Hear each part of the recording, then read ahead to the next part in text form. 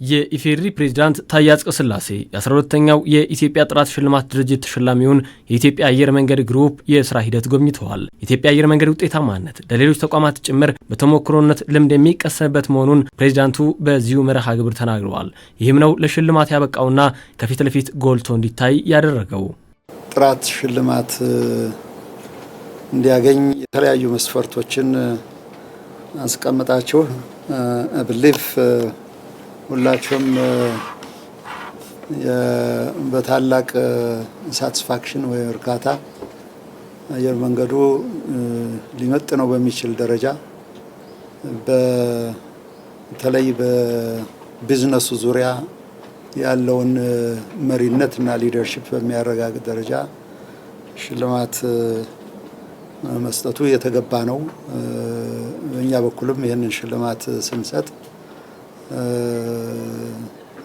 ከዚህ በፊት በአየር መንገዱ ስለምናውቀው ብቻ ሳይሆን ግን በማንኛውም መለኪያ ቅድም በተጠቀሱት ዋና ዋና መስፈርቶች የሚገባው ተቋም ነው በሚል ነው። ይህም ከተቋሙ አልፎ ፋይዳው ሀገራዊ የልማት ጉዞን የሚያፋጥን ስለመሆኑ ጠቅሰዋል። ኢኮኖሚያዊ የእድገት ጉዞ ላይ የሚኖረው አስተዋጽኦም ድርሻው የጎላ ነው። አየር መንገዱን ከፍ ከሚያደርጉት ተግባሮች ዋናው ለኢትዮጵያ ኢኮኖሚክ ዴቨሎፕመንት እና እድገት ያለው አስተዋጽኦ በጣም ከፍ ያለ መሆኑ፣ ሁለተኛው ኢትዮጵያን ከሌላው ዓለም ጋር ብቻም ሳይሆን ሌላውን የአፍሪካ ሀገርም ከሌላው ጋር ማገናኘት መቻል ነው። አሁን በደረስንበት ደረጃ ዲስፓይት ኦል ዘ ቻሌንጅስ ዊ ፌስ ኮኔክቲቪቲን ስታብሊሽ ያደረጉ ሀገራት በባህርም በየብስም በአየርም እድገታቸው ከፍ ያለ ነው የሚሆነውና ይህንን ሌላው ተመኝቶ ሊያገኘው የማይችለው ግን በዘመናት በነበረ በጉልበት በላም ሳም ኤክስተንት አንዳንዴም በደም የተደረገ አስተዋጽኦ ይህንን ኮኔክቲቪቲ ለኢትዮጵያ ጸጋ ሆኗል ለማለት ይቻላል። ለዚህ ውጤታማና ትርፋማ የአገልግሎት ጉዞ ዋነኛው መሰረት ጠንካራ የስራ ባህል መገንባቱ ነው። ተሻጋሪ አቅም፣ የተባበረ ክንድ በዚህ የስኬት ጉዞ ውስጥ ተስተውለዋል። የሰው ኃይል ብቻም ሳይሆን የሰው ኃይል ካልቸሩ ባህሉ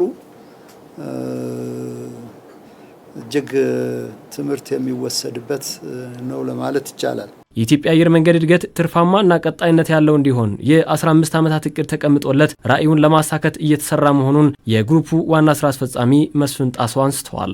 ዓለም አቀፍ መዳረሻዎችንም 242 ማድረስ ከነዚህ እቅዶች መካከል ነው። የትልቁ ጋይዲንግ ፕሪንሲፕላችን ግሮውዝ ነው።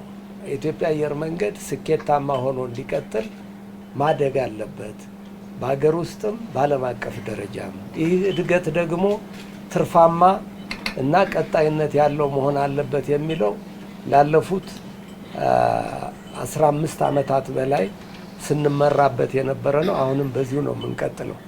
በዚህ መርህ መሰረት ከ15 ዓመት በኋላ ዓለም አቀፍ መዳረሻዎቻችን ወደ 242 ዛሬ ካለው 145 ለማሳደግ አስበናል። ባለፈው ዓመት በዓለም አቀፍ በረራዎች 19 ሚሊዮን ሰዎችን ያጓጓዙ አየር መንገዱ ይህንን በ2040 ወደ 49 ሚሊዮን ለማድረስ እየሰራ ነው። ገቢውም በዚሁ ጥረት ውስጥ በእጥፍ እንደሚያደግ ይጠበቃል። ዛሬ ካለው ባለፈው ዓመት 19 ሚሊዮን አጓጉዘናል። ወደ 49 ሚሊዮን ለማሳደግ ታቅዷል። ይሄ እንግዲህ ዓለም አቀፉን ብቻ ነው። የሀገር ውስጡ ባለፈው ዓመት ወደ 4 ሚሊዮን ነበረ፣ ወደ 17 ሚሊዮን ያድጋል። ማሳደግ አለብን ብለን አቅደናል። ይህም ሁሉ ሰርተን አመታዊ ገቢያችን በ2040 ወደ 27 ቢሊዮን ማሳደግ አለብን ብለን አስበናል። የኢትዮጵያ አየር መንገድ ግሩፕ ይበልጥ ውጤታማ እንዲሆን የተጀመሩ ስራዎች መጠናከር እንደሚገባቸውም ተጠቅሷል።